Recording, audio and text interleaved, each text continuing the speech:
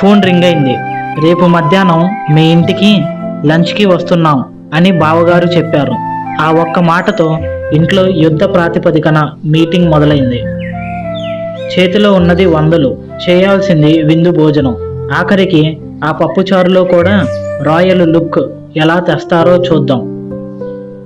రాము, జానకి ఒక సాధారణ మధ్యతరగతి దంపతులు. నెలాఖరు కావడంతో జేబులు ఖాళీ అవుతున్నాయి. సరిగ్గా అప్పుడే రాము మేనమామ కుటుంబం వస్తున్నారని సమాచారం అందింది. మధ్యతరగతి మర్యాద కదా, ఏదీ తక్కువ కాకూడదు. రాము రాత్రికి రాత్రే పెన్ను పేపర్ పట్టుకొని కూర్చున్నాడు. మటన్ వద్దు, చికెన్ తెద్దాం, కొంచెం గ్రేవీ ఎక్కువ చేస్తే సరిపోతుంది అందరికీ.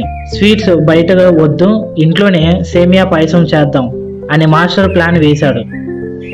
జానకి మాత్రం కూరగాయల ధరలు ఆకాశాన్ని అంటుకొని ఉన్నాయి. ఆ కాకరకాయ ఫ్రైకి బదులు బంగాళదుంప వేపుడు చేద్దాం, అందరికీ ఇష్టమేగా అని సర్ది చెప్పింది. మరుసటి రోజు ఉదయం నుంచి వంటగదిలో యుద్ధమే. గ్యాస్ అయిపోతుందేమో అన్న భయం ఒకవైపు, ఉప్పు ఎక్కువైతే మర్యాద పోతుందన్న టెన్షన్ మరోవైపు.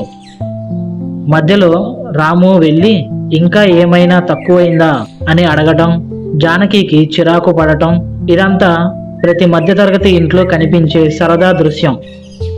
చుట్టాలు వచ్చారు. భోజనాలు దగ్గర కూర్చున్నప్పుడు రాము జానకికి తమకు ముక్కలు పడకపోయినా మేము ఇప్పుడే తిన్నాం, మీరు కానివ్వండి అని అబద్ధాలు చెబుతూ వాళ్లకు వడ్డిస్తుంటే ఆ కడుపు నిండే సంతోషం ముందు ఆకలి చిన్నబోయింది.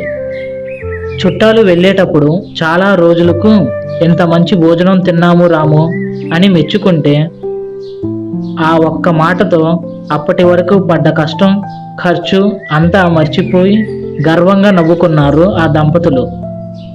మధ్యతరగతి ఇంట్లో విందు అంటే కేవలం వంటలు కాదు, ఆ అతిథులపై ఉన్న అనంతమైన ప్రేమ.